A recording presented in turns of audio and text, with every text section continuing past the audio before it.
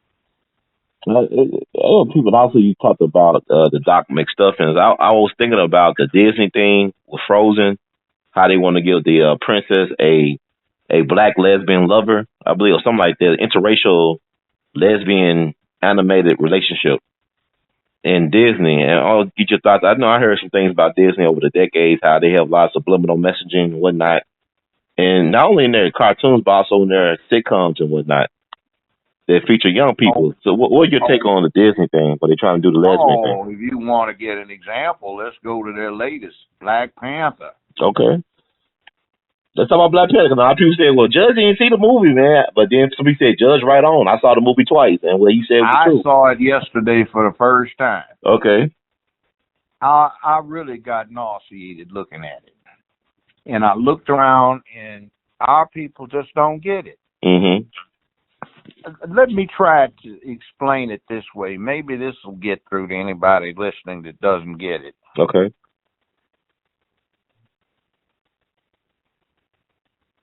Let's say that we made some changes with the movie. Mm-hmm.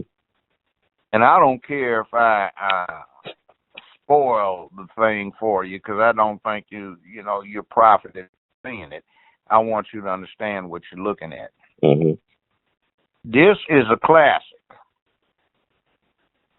The overall picture is one where there's an angry militant brother from the hood that the white world would think is somebody who would cut its collective throat and rise in revolt, versus the moderate, bourgeoisie, reasonable Negro that the white world loves because he's so safe and on their side and wants to do everything in an accommodationist way. There's a militant Black Panther and a reasonable Negro Black Panther. Mm-hmm. All our folk are all in there looking at this Pan-African thing, which isn't really African. It's Nigerian, by the way. Nigeria is now either the fourth or fifth largest country in the world. It's the largest oil producing country in OPEC, and they want to put this city that's hidden by this illusion somewhere in Nigeria. All right. Now let's get back to another thing. There is so much matriarchal poison in this movie. Mm. The guards are women. Mm-hmm. The generals are women. The women kick the dudes in the butt. The women always accompany the reasonable Negro Panther around everywhere, and they're always arguing with him, talking over him, and correcting him and telling him what to do. It's matriarchal. You don't see any males except maybe one in the background. The scientists are all female. The Amazon warriors are male. And then there's a thing in there where they've got, let's see, one of the affiliated tribes are represented by gorilla mask, not panther mask. And there is a very negative thing with them They've got them living, and this is in Africa now, someplace where it's perennial ice and snow, and they're living in caves, and the illusion is they're caveman Neanderthals. You don't see any of their women. You just see the men. Mm. Okay, you've got a formal ritual of succession that these people have, and a right to challenge for fitness to rule by combat. So you've got a militant panther who is also part of the royal house, but the difference is his father was a militant who is talking about we have to take this technology, get the third world and Africa unified, bring in the folk from the ghetto so we can use this technology that puts us 500 years ahead, so we'll be like the white man coming in to deal with the primitives, but the other way around. And we need to get this planet together. Well, okay, he gets murdered. His son grows up in the hood. Mm-hmm. He graduates from MIT, a scientist at 19 years old, then joins the Navy SEALs, and he's got a huge body count. Mm-hmm. They call him, what is it, Killmonger? Yeah, Killmonger. Yeah. But he's the black militant panther. He's a brilliant Machiavellian, and he brings in, what is it, Fang, that all the rest of them been trying to run down for 35 years. They can't get. Yeah. But he does. Mm-hmm. He wins the right to the throne fair and square by challenge. But there's something you should notice. The Negro Panther, when he fights the guy who is the gorilla but spares his life, did you notice they gave him that concoction before the fight to strengthen him but not his opponent? Mm-hmm. When he fights the guy from America who comes in back from America, he gets the potion, but the militant challenger doesn't. I thought they was doing that to drain the Black Panther's juice out of him before he challenged anything. No, remember what happened is that juice they gave him for strength. Uh-huh. Okay. But the other ones didn't get it. Okay. But the homeboy who grew up in the hood wins. The one that loses is the one that grew up in pampered wealth in the palace. Mm-hmm. But okay, that still looks confusing to most people. But let's just make a slight change around here. Let's take the black Amazon women and switch them for Native American squaws. Let's change the moderate Black Panther, the Negro one, to Tonto. Let's change the CIA agent to the Lone Ranger. Let's take Jordan's character, who is the militant Panther, and make him Geronimo. And his murdered father is Sitting Bull. You remember Sitting Bull did in Armstrong Custer? Yeah, right, the Crazy Horse. Okay. Yeah. Transplant the hidden city from somewhere in Africa to somewhere in the American Southwest, say 80, 90 miles outside of Reno, where they've been doing atomic bomb tests. And instead of a meteorite providing the miraculous element that they can use to power all of their technology, let's say it's some radiation that's caused a mutation of some cactus or something. Mm-hmm. All right? Let's transmute the intended audience from black folk to Native Americans. Now, just put that in your head. Right. Wow, that's powerful. Do you think the Native Americans are going to go around and throw a party and start wearing faux Native American garbs and insult and celebrate this insult? Hell no. Tonto and the Lone Ranger get away with destroying Sitting Bull and Geronimo? Man, that's powerful what you said, Judge. I think it went over people's heads. You called the Black Panther Tonto, and he was the sidekick to the Lone Ranger. Yeah. To the white CIA agent. So, I mean, that's deep. Yeah. Now, if you look at the movie that way, what do you think the Native Americans would be doing? They boycott like the Redskins. They'll boycott it. Yeah, and what are we doing? We celebrate. Like you said, we embrace it. I mean, we don't know the history of the CIA involvement in Africa. That's the problem. We don't know the history of the CIA.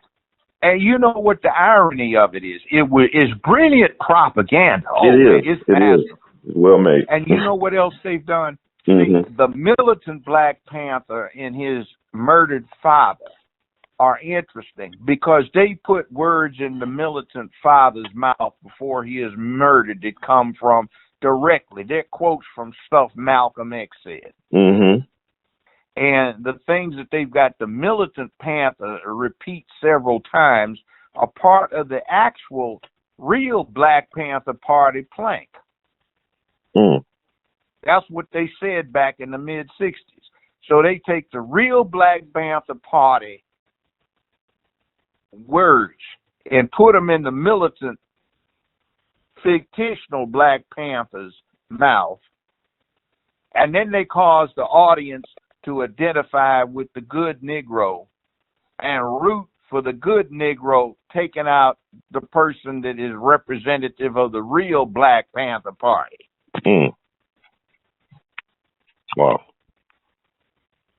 And remember, the real Black Panther Party comes out of Oakland, L.A., Chicago, Loudoun County, down in the South, which was a predecessor with the emblem. Right. All right, let's get back to something else.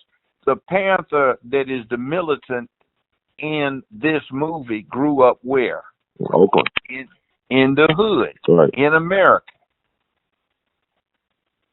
So what you're looking at is when all of these Black Americans sitting there and rah, rah, rah, rah for the African Panther who grew up in Africa, a pampered rich kid, they're down in themselves. Mm-hmm. Because the militant Panther that grew up in the hood is them. Right. But they're down in him. And then they've got all these women that march around looking like hoes on the arm of a pimp, you know, when they get all, you know, fancied up. Mm-hmm. And you notice how they back talk the guy, even though they call him my king, you know, right. They back talk him and they guard him, but are they guarding him or making sure that the man doesn't get out of line? That's deep right there. I like what Killmonger did. Because a lot of people said, well, Killmonger, he choked that lady, but the lady kept on telling him she ain't going to do what he told her to do as king. And he was willing to kill one of them, too. But I'm saying, like, that's the difference between Killmonger and Panther. T'Challa. Yeah, and by the way, no, see, you got that wrong. There are two Panthers. Both of them are qualified. Mm-hmm. And both of them have on that high-tech suit. Yeah. One just has the gold teeth and the other one's got the silver teeth. Mm-hmm. And both of them are part of the royal house and eligible to be king. And the militant Panther becomes the Panther after in combat, ritual combat, he jacks up the good Panther. Right. So he is the Panther. But remember, one-on-one, he jacks the other one up. Mm-hmm. Throws him off the cliff. He's supposed to be dead. Right. And then, see, this is the other thing. Those winches in there, mm-hmm. they don't know that he's still clinging to life. They mutiny and create treason and go find those guerrilla guys to come in and try to back them up. Mm. They go in and try to overthrow what was at that point the rightful king. They deliberately disobeyed his orders, even though they had sworn allegiance to the throne. Yeah, I agree with you. I mean, I agree. I was talking about the scene. Well, I was referencing the scene where he had the flowers in the cave, and he told the lady to burn them, the elder. And she was hesitant, and he had to put some force on her. Let him know he's the king and burn his stuff. Like, he shouldn't have to do that. If you're the king, you should do what the king tell you to do if you swore allegiance to the throne. They would give him problems. Like, ever since he took the crown, they was, like, really trying to back. Like, even the general, she kept on trying to question his order to arm the oppressed people around the world with weapons. So, I mean, I agree with you. There was some pushback on him as king. But you know what? I found you had a lot of people that I know that love the movie. They try to justify the fact that Killmonger was not the real king, that he lost that battle with T'Challa. But it's like in boxing. If your trainer throw the towel in the ring, you know what I'm saying? If your trainer throw a towel in the ring, that means it's over with, right? Your trainer, like the spiritual elder, intervened for T'Challa. So by him intervening like that, he lost the fight anyway. Oh, wait a minute. Let me tell you something about that. You notice when in the very first fight with the gorilla guy, you notice how the babes got spears, and so there's women on one side identified, and then they put them where the sisters got to all be unified in opposition to the man element. Oh wow, that's deep. I didn't catch that. Okay.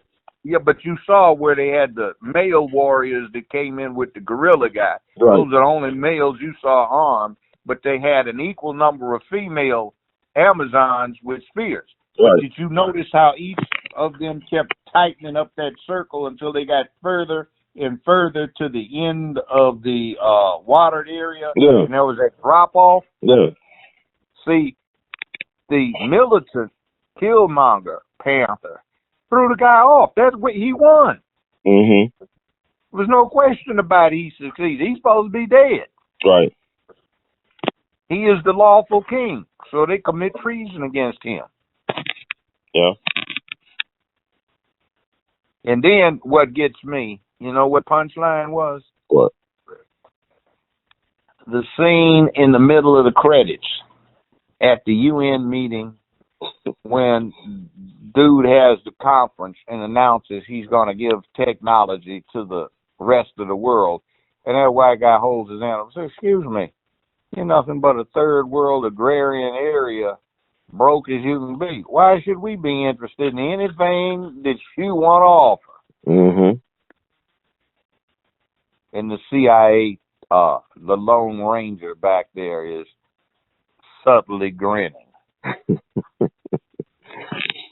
God, that was so sad. I said, "It's so stupid. America's gonna take all that stuff. You know our history. Oh yeah, we're gonna take all that shit.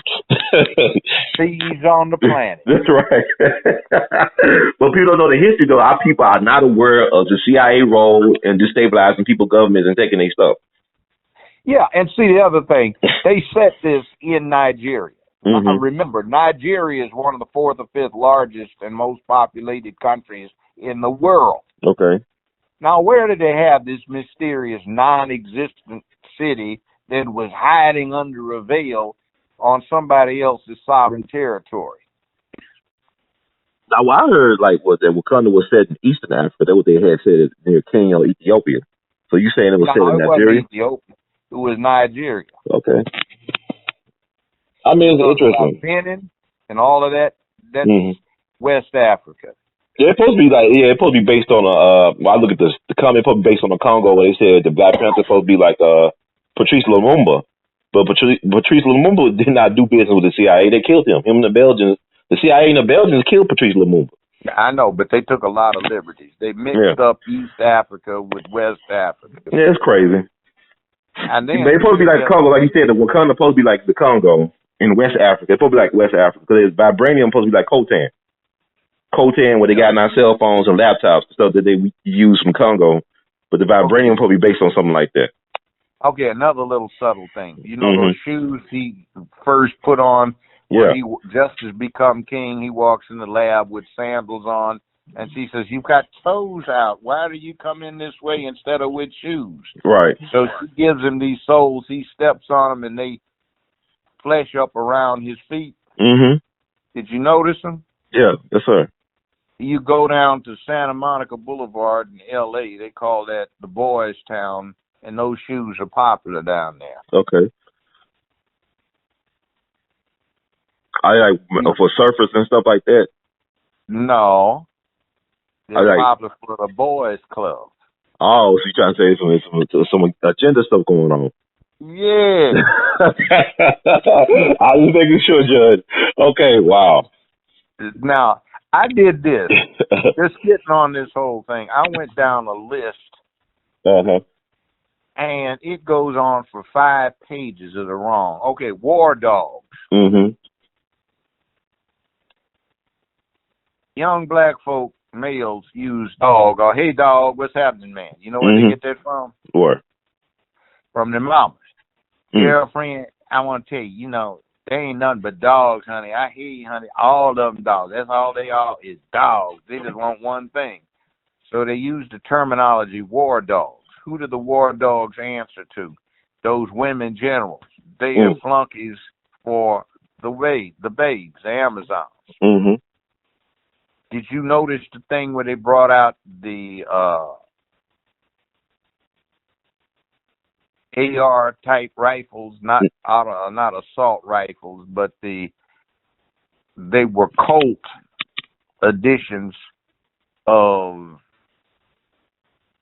well, I couldn't tell if they were full auto or not, but they were M16 circa about 1982 or 3.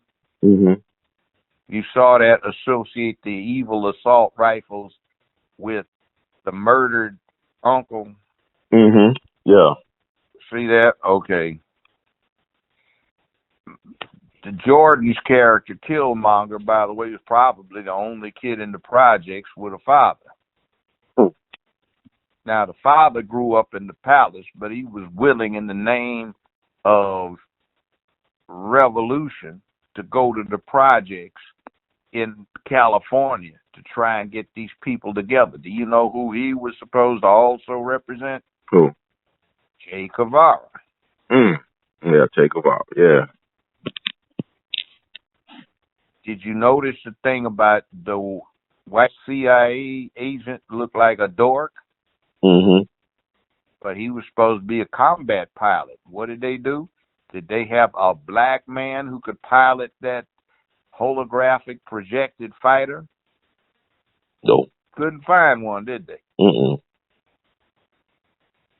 They had a white CIA agent, Lone Ranger. Right. Wow. And then it was a brilliant propaganda thing. Mm-hmm. They made it so that the audience was rooting against the brilliant Machiavellian brother. Mm-hmm. The continuous and loud association they made in the movie of righteous revolution with a selfish personal interest. And like they tried to make him evil, but, that's what Lenin and Trotsky and Stalin were all about. That's what Ho Chi Minh was all about. That's what Fidel Castro was about. That's what Mao Zedong was about. You got to do these things to get a revolution going. You're ruthless. Yeah, that's the nature, right? I mean, you gotta understand how the rules of warfare. Yeah, and then what does the CIA do? They kill folk all the time. Yeah. They made him look like a righteous kind of nerdy dude. You know, the CIA agent, he said that Killmonger was one of ours. He took pride in that. Like, we taught him everything he know. Yeah, taught him. Yeah, right. He took pride in that. But you know who else he was? Who? It came out in the 60s. There was a movie and a book called The Spook Who Sat by the Door. That's right. Sam Greeley. Yeah. Remember that one? I interviewed Sam Greeley about was the the spook who sat by the door. That he most definitely was. Yeah. And they see, in the 60s, that was the hero of the movie. You remember that in the book? Yeah. But they made him a villain this time. But some black folks that picked up on Killmonger, though. There's some black folks I talked to, they really sided with Killmonger. I really identify more with Killmonger than T'Challa dude. Yeah, of course you did. Killmonger was cool. That was the hero. Yeah, he was. He was no villain to me. What they did is they made for all. See, you know better. I know better. Mm-hmm. But think of all these little 9, 10-year-old boys that got drug in there. Right. They don't. Mm. So they associate the righteous with villainy. Killmonger was cool, but what I couldn't stand the movie for was that they downed him, and they used a subtle little propaganda thing of associating the good guy with evil, and then taking the counter-revolutionary and making him the hero. Wow. Well, what do you think about the scene where some people said, well, he killed their sister when Claw took their sister hostage, his girlfriend, he shot her? That's what you got to do. Right. I think she understood that. I think she understood what she did and what happened. She even apologized for it. Right. She said, "I'm sorry." Well, boom, you slipped up. Right, and she took it like a soldier. I'm saying, but people don't understand. Our people don't understand what it takes. But you know how people say about Malcolm X. We love Malcolm X, but we're afraid of Malcolm X. So that one line, by any means necessary. Every time I hear somebody say that, they try to clarify. I don't mean by any means. But Malcolm said by any means necessary. He didn't say, "Oh, about the girls over there and just about that." No, he said he really meant that. That's why they killed him. Well, see, that isn't the only source of by any means necessary. In the mid-'60s, everybody had a red book. Mao quotations from Chairman Mao. Right. And he said, by any means necessary. That's where Malcolm got that from. But they meant that, though. Like, there was no asterisk by that. But we all trying to clarify. Or we don't mean like that. There was no clarification. Yeah. And you know what else he said? What? No matter how inconvenient, one should immediately confront and correct incorrectness. Wow. No matter how impolite one seems, it is counter-revolutionary to fail to immediately correct incorrectness. So who said this? That's Mao Zedong in quotations from Red Book. Mao Zedong's Red Book. Okay, all right, wow. And then there's another thing too. Although there was a superficial negative expressed about it, there was a subliminal reinforcement of the colonial ethos. Okay.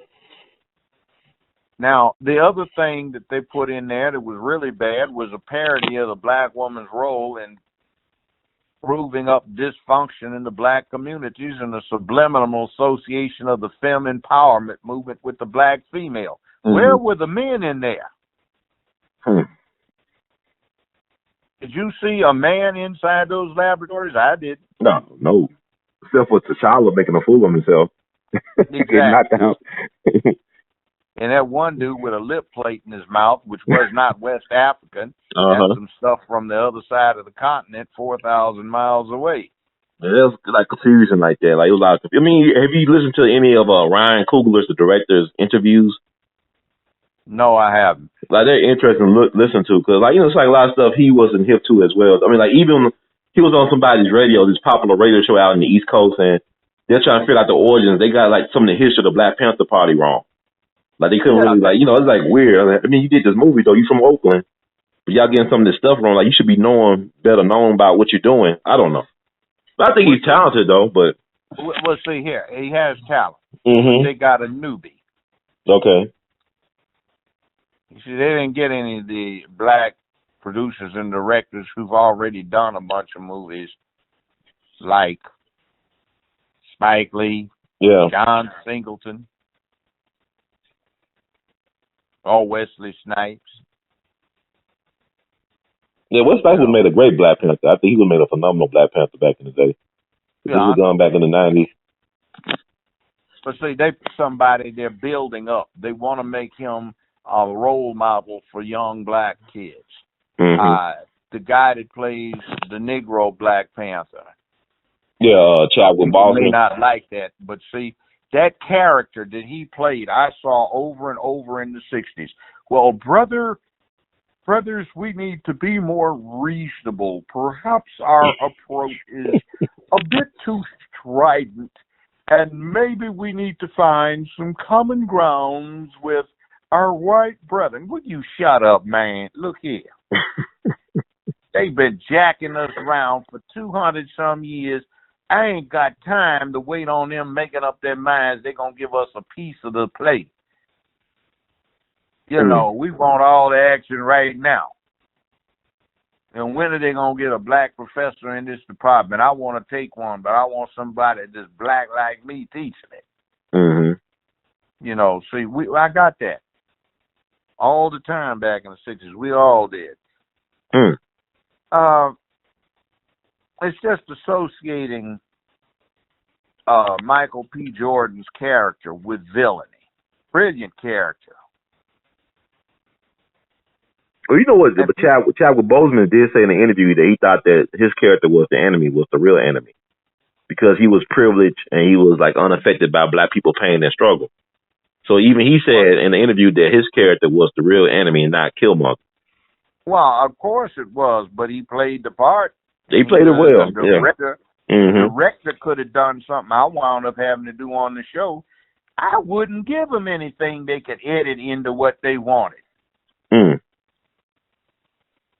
And there are some people that are just, oh no, I'm not doing that. You can go to hell. I mean, but like you said, he's a new guy. I mean, he did some well, received movies. He knows, he's talented, but he's not Spike Lee. You think Spike Lee or somebody or John Singleton would have allowed them to do certain things in that movie? I don't know. I mean, he's the first director to ever give a $200 million budget. The first black director to be given that much money to do a movie. You think they really turned him loose? You heard? No, I don't think so. He got an answer to them, right?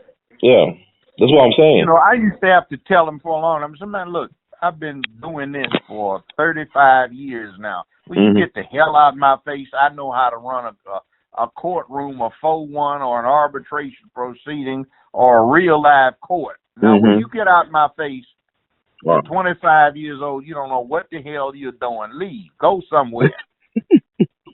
And what you're trying to fix up won't go over as well as the real deal. They're tired of fake. They want real. Mm-hmm. And it's another thing, too.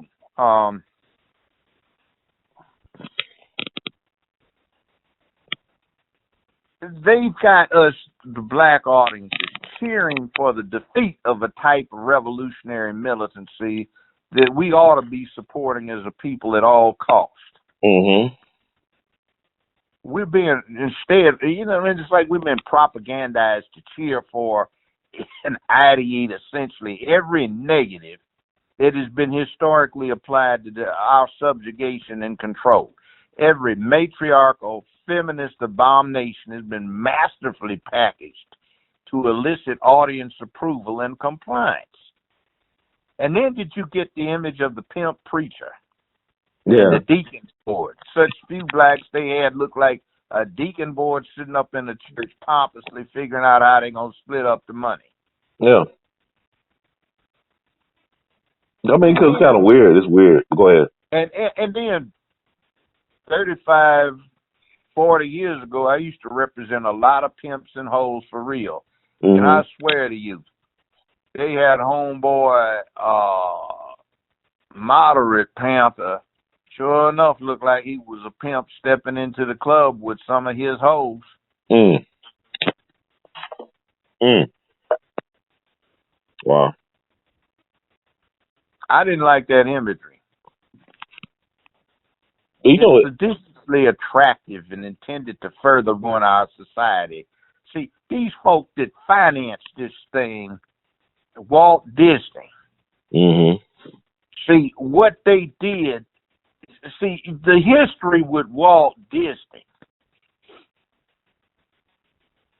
is Disney's estate and Disneyland, Disney World, Disney Productions still finance right-wing John Birch Society nonsense. Mm-hmm. Walt Disney was a racist. Disneyland opened up in Anaheim, California in 1954. They didn't hire their first black employee until 10 years later, and I saw it. Mm. It was brother that was wearing some high-waisted black Frisco jeans, no shirt, a black vest with a red bandana tied around his head, tap dancing while he shined shoes on Main Street. Wow. 2 years later, they hired 7 people who were UCLA classmates of mine to be ticket takers. Those were the first 8 folk that they hired.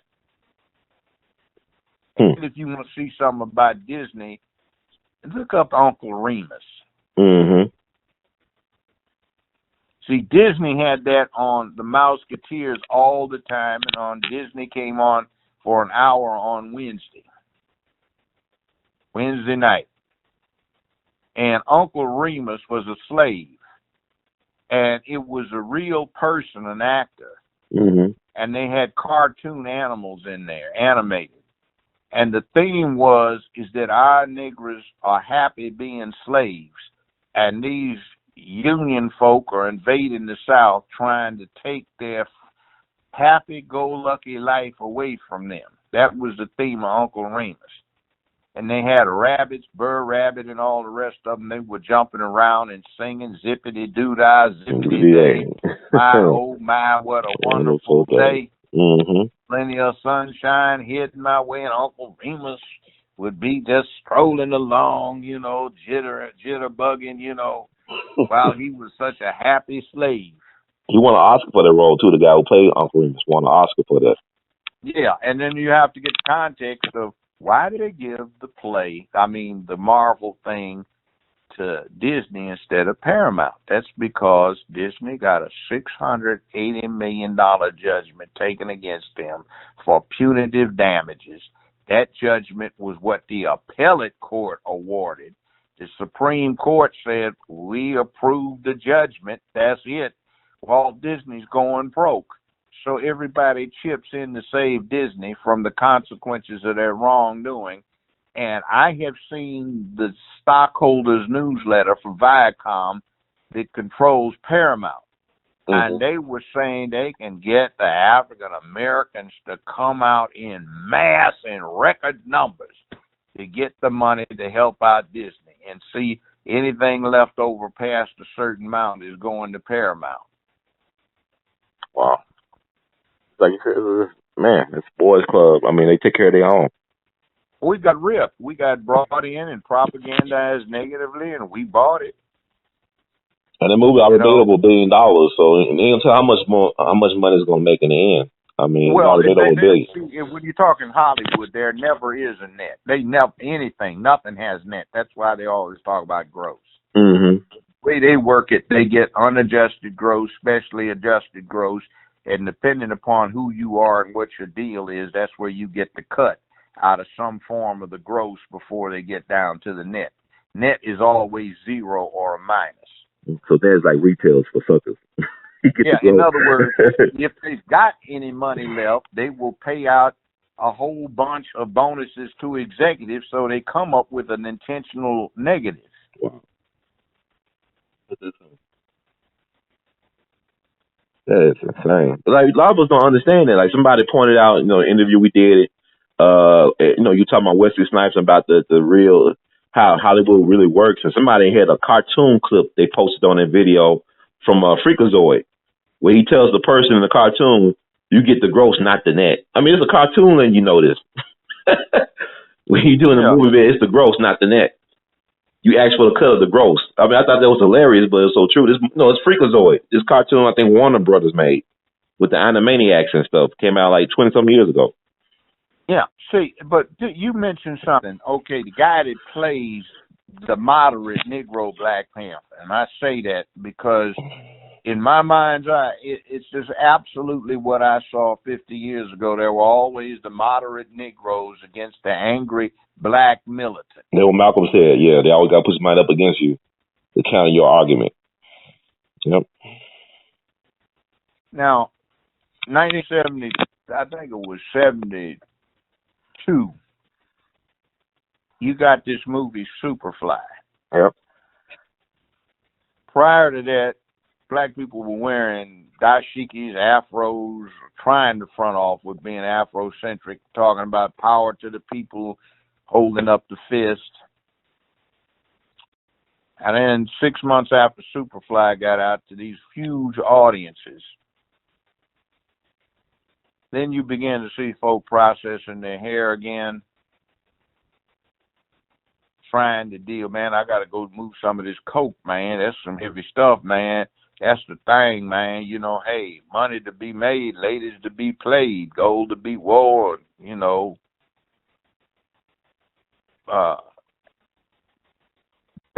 That just laid the stage for ruin. Within a year and a half, you could see the devastating effects. I think this movie is going to be worse because they're coming out with a part 2. Mm-hmm. It was brilliantly done.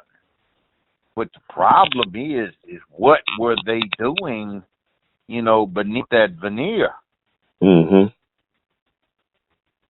I mean, if you got to go look at it, go look at it. I can't deny that there's not entertaining moments to the thing. Mm-hmm. It's just you need to be sure you understand what the message is, and you also need to be sure you want to provide Walt Disney with a benefit, you know, to get them out of the punitive damages and actual damages for their wrongdoing. And then there's another thing on that. You remember the movie Malcolm X with Denzel in it? Yeah. Man, crowds were around the corner and blocks long to get in to see that movie all over America. And they wanted to convince you it was a box office flop. You know why? Why? Because when they gave the patrons the tickets, it didn't say Malcolm X. It said Walt Disney's Beauty and the Beast. I must have seen that movie 15, 16 times because I would send some of my probationers to watch that movie and come back and give me a report. That's the ones that couldn't read enough to read the autobiography. Yeah, by Alex Haley, who Gross wrote it. So I'd go down there to check and see what they were doing. Every single time I went down there, I'd ask everybody in line to please check their tickets, and when they did, had Walt Disney's Beauty and the Beast on it. And that meant that this blockbuster movie, all of the money was going to Walt Disney. That's how they account for it. So don't worry about it, you'll get in. But no, that's cheating. That's fraud. I went to a conference down in Houston. We went to see the movie down there. Everybody in line had a Disney Beauty and the Beast ticket. See, I'd go down with one of my bailiffs. We'd stand there and ask everybody to look at their ticket, and if they had Beauty and the Beast, which they always did, I'd get the manager out and said, Deputy so-and-so, if he does not take all of these tickets back and issue the proper tickets, this is fraud. I'm here because I ordered the number of people whom I see in the line to see this movie as a condition of their probation. I'm exercising jurisdiction over that. Arrest this man for fraud, and I'm putting $100,000 bond on it. Wow.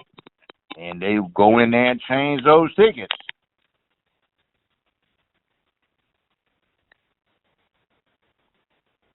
One of the movies was worst offender. Well, every time I went there, they did it. Was this one that used to be on Highland and Poplar in Memphis? It's closed now. Yeah, that's why I saw Malcolm X. Yeah, we saw it. We saw it back in the early 90s. Yeah. So it was actually doing that. I didn't pay attention to my tickets at the time, like maybe 11 or 12 years old. I didn't pay attention to it. But that's where we saw the movie at. We had a large group of people see the movie at that theater. Yeah, that's the thing. It was what was going on. But I bet you if you had looked, you would have had a Disney Beauty and the Beast ticket. Yeah, I wouldn't put it past them, but it speaks to a lot because even when you talk about Shaft, before Shaft came out, you had Sweetback's Badass Song, which talk about revolutionary. You know, Melvin Van Peebles movie, Sweetback Badass Song. And then they flipped that into Superfly. Then you had Shaft. So, I mean, you had all this stuff that, I mean, it was weird. Because like you said, blaxploitation saved Hollywood back in the 70s. They was on their way out. Going broke. Yeah. It was going broke. Just like Black Panther saving Disney, right? Black Panther saving Disney. There you go. Yeah, they're always using us, man. I'm glad these young brothers are getting a boost up, but they're going to cut them off at the knees like they did everybody else. They don't let us get high. Yeah. You know, really up there, they'll cut you off. But even, I remember John Singleton. I thought John Singleton was surprised. He tried to get a Hustle and Flow done. He thought he had more juice than he had in Hollywood, and people were telling him no. And he did Boys in the Hood and all these other movies. Yeah, and they were good movies. Yeah. You see, he actually was saying something, and Hollywood said, okay, let's see what we can get off of the distribution. Said, okay, guys, we're going to have to bite the bullet. We can't let this nigger get but so much. See, that's Hollywood. It's one of the most racist institutions I've ever had to work around. Wow. I actually, the most racist job I've ever had was in Hollywood. Wow. And there's a really thing. Look, okay, I went to UCLA Law School, graduated at the top of the class, okay? And you've got these little 24, 25-year-olds that maybe have 1 year of junior college. You've got executives who don't have a formal education much, maybe a little. And they all thought they knew something. They knew more about what you'd been doing for years than you did. Mm-hmm. You know, we used to have a joke, those of us who grew up in L.A., and when we run into each other now, we ask the same question and get the same answer. Man, have you ever run into a white dude out here in California that'll admit you know anything you know better than he knows? No, I haven't seen him yet. How old are you? I'm 54. How old are you? 63. How old are you? 72. You seen it? No, I haven't. Mm. They have no respect. You go into these studios, and there are no black people. Now, this is a black judge, me, and I'm hollering about my staff.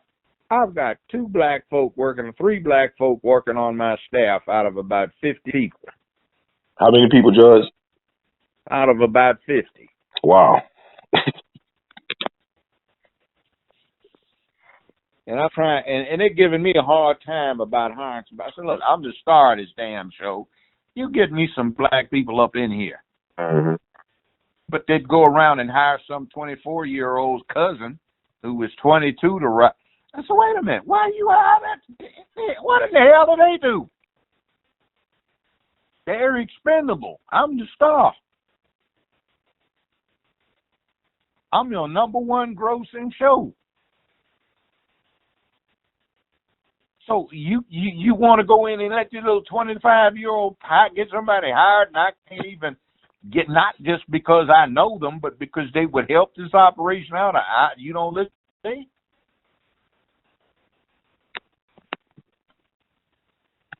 Mm.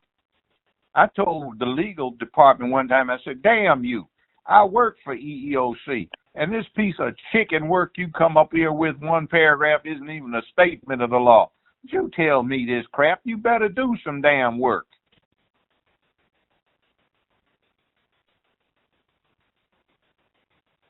Well, yeah, I said, how old are you? 27. How long you been out of law school? 14, 15 months. Damn, you fool, I've been practicing 30-some years, 35 years. This is not the law, and I used to work for these people. Mm-hmm. And they want to argue with you. Funny. I had to go over to the legal department. These little bozos overlooked the fact that they had a thing they'd already taped and done, that their predecessors were done, with 2-hour course that they made all of the executives take online. Here it is right here.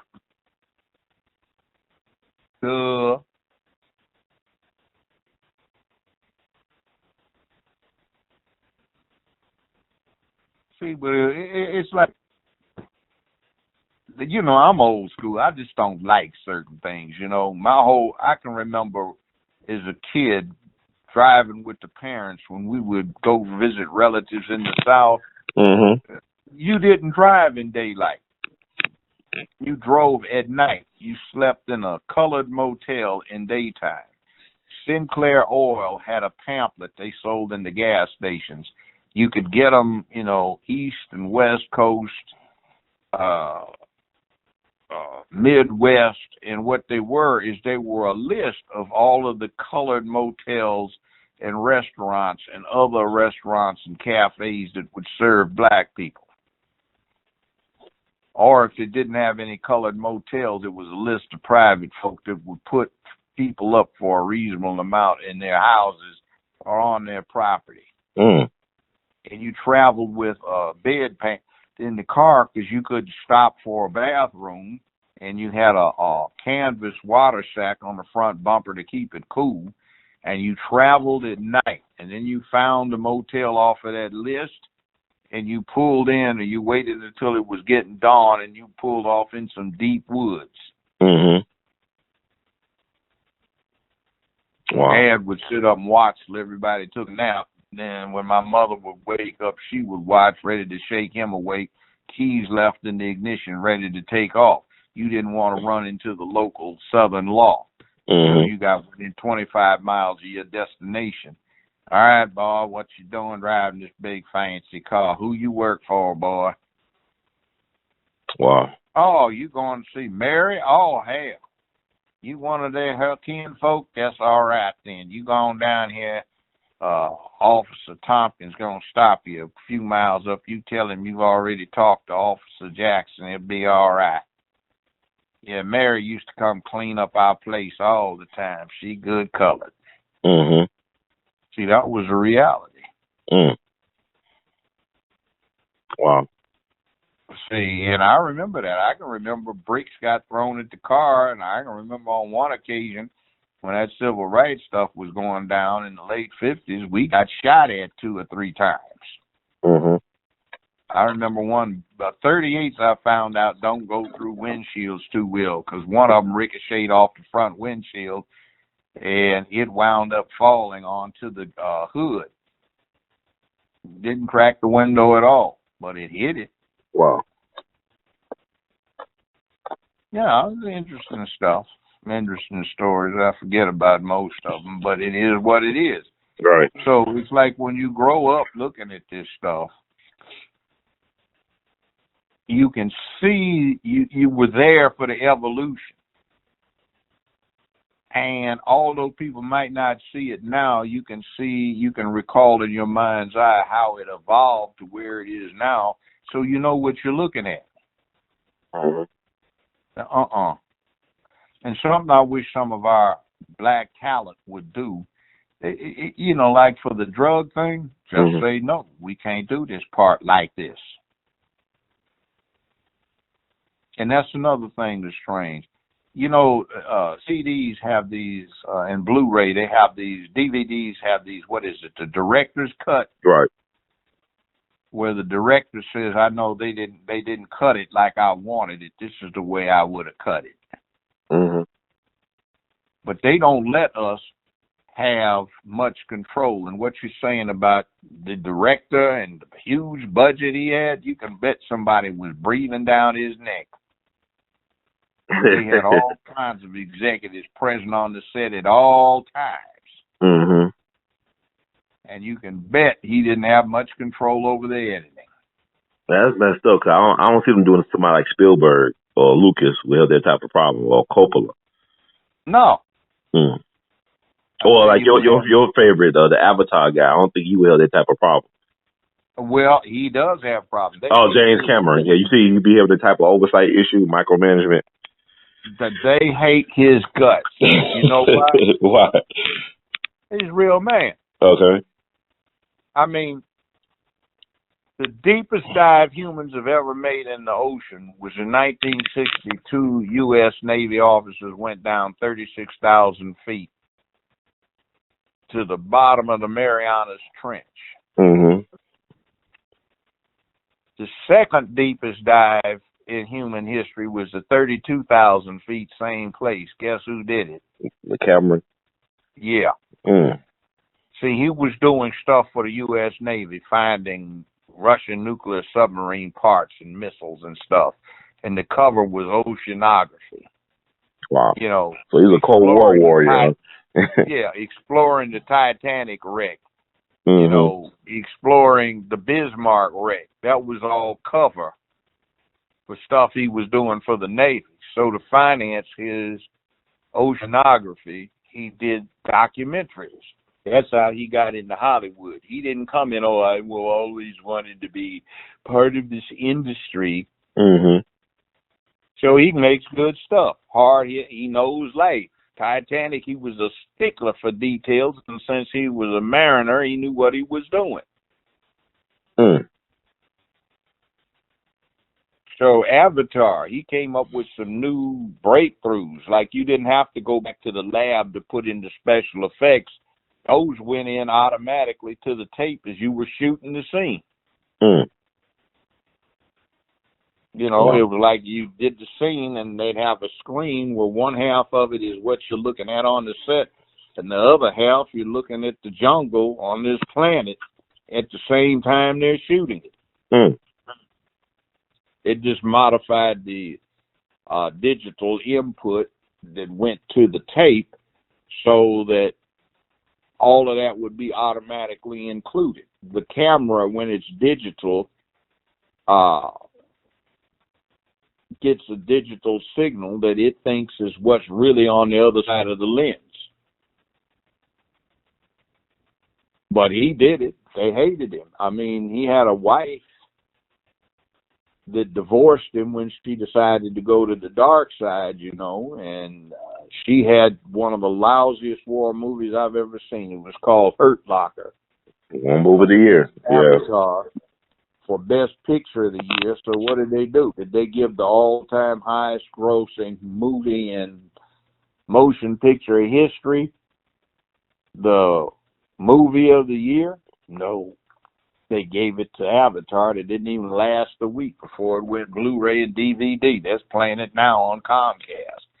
Nobody looks at it because it's a lousy movie. But they rewarded her because she went to the other side. Yeah. You see Avatar, it's on somewhere right now playing somewhere in the world, Avatar. Yeah.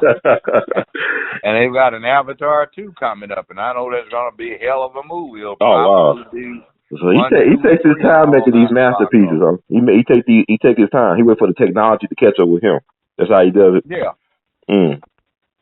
Wow. See, he's a detail man, and he's got another day job, which is doing that thing down underwater. Uh-huh. Wow.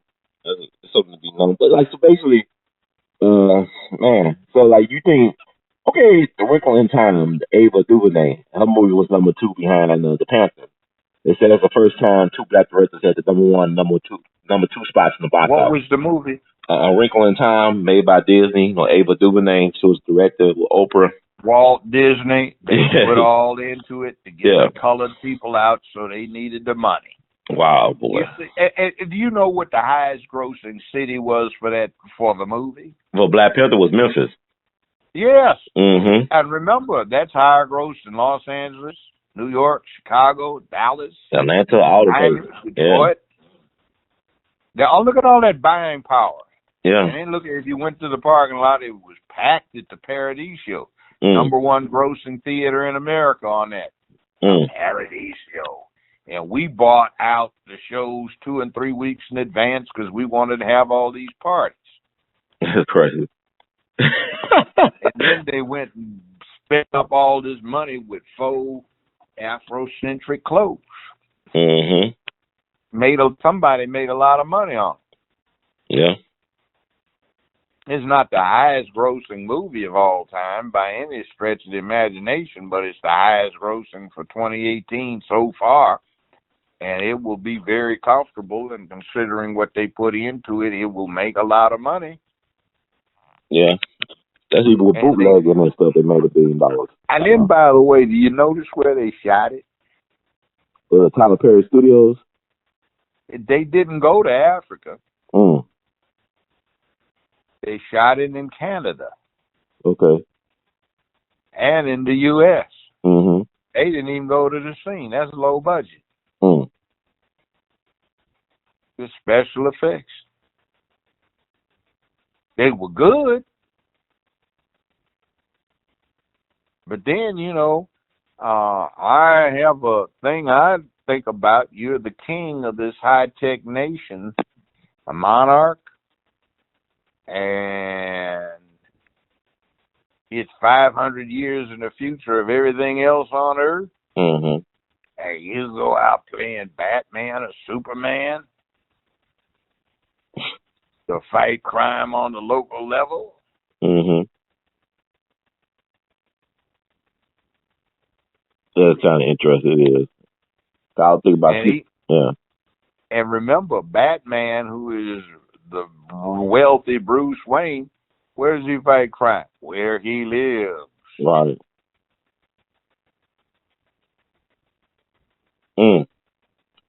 I don't know if it makes you question, like, you got this wealthy African nation, and they 500 years more advanced than any other civil nation on Earth. And why couldn't they stop the slave trade and the other stuff, from happening? And people were saying, like, why they couldn't stop this and stop that happened to black folks on the continent when it was calling the continent like a turkey, the colonial powers? Good question. Mm-hmm. why are they so damn selfish? That's what Yeah. the murdered uncle was saying. We are being selfish. We have Mhm. all this technology. We have an obligation to the rest of the third world and all the decent people on this planet to straighten this up. Yeah. So I just can't imagine them sharing it with the CIA and United States government. They're gonna be treated as equals. They're gonna surpass them. They're gonna reverse technology, that stuff like they do UFOs, and go somewhere else with it. You And know how then we the be guy doing business. up there in front of the UN committee and says we're going to donate our technology. And I That's so stupid. you folk, are we interested? Mhm. Wow. I mean, the weaponry they had, the flying devices they had, the cloaking devices they had, they could rule the world. That what Killmonger was trying to tell them. No, we don't want to hear that. You were outsider. But the CIA agent and the white wolf could come in and everybody be okay with it. Yeah, he's not a member of the royal house. He's not a member of the royal family. I mean, royal blood. His daddy was a prince. I'm talking about the white guy. Oh yeah, but yeah, they accept the white guys. They bring in all the white guys. And like, it also said they were trying to push some interracial dating stuff at the end too, with the white wolf and the Princess Suri. But they got some swirling stuff going on. Yeah. But that's, it's like it's funny how these agendas, man. Like you talking about Dr. Big Stuff, and I mean all this stuff. You can't let your kids be raised by TV. You can't just sit your kids in front of the TV and expect them to be okay. Mm-mm. I mean, that's what people do. You see another thing too. You know that ancestry DNA stuff where they do your DNA thing. Yeah. I think it is a very stupid commercial when that woman gets up. Oh, it's the most important hat I own. And I say I got 2% more Nigerian in me than you do. So get over it. Right. You know, but I got offended because of that it was centered in Nigeria. They were talking about Benin and the Juice Plateau and the Knox civilization and all this other stuff. I was saying, hey, you faking it because you're getting the details wrong. Mhm. Wow. And then that thing about the Black Panther Party, that just got me peeved. You know, like, oh man, you gonna take this was the Black Panther Party mantra that Killmonger was uttering, you know, and you down it, and the movie's called Black Panther, and you've got all of these, you know, secondhand allusions to the Black Panthers. Mhm. I mean, it's a game, man. I just like it's sad. I would hope that it would encourage folks to do their own research, after seeing a movie like that. But I don't know. People don't see it because I studied propaganda when I was in college. Mhm. And what I find interesting is how well they did it this time. You caused the audience to be so distracted with something that they do not pay attention to, but they become particularly susceptible to a subliminal message, which is your propaganda purpose. You also cause them to identify with something you find in your best interest. And when they identify with that, they down something that's actually in their best interest. Wow. Well done movie. Mm-hmm. What's his brother played in? He's been that gay savant for Gods of Egypt. He's been Jackie Robinson. He's been James Brown. He's been Thurgood Marshall. And he's been the Black Panther. All right. That's something. That's an interesting resume right there. Yeah, but bottom line is which one is the public going to take seriously? I mean, yeah. Have you noticed, if you go back in your mind, when you think of certain actors, you don't think of the part they played. You think of what they're supposed to be. You know, Al Pacino. Hey, you want to say hello to my little friend? Never ask me what I do again. Mm-hmm. Tell Michael it was only business. He understands. Nothing personal. He understands. You know, you think of him as a gangster, don't you? Right. I mean, yeah, Not, definitely. not just the newest Godfather in that Godfather series, but also is Scarface and say hello to my little Oh, friend. definitely Scarface. You talking about somebody like equivalent to Superfly for black people. Scarface. Yeah, but Then you see how Carlito's you Way, Carlito. associate. Yeah. Yeah, you see what you associate him with. Mm-hmm.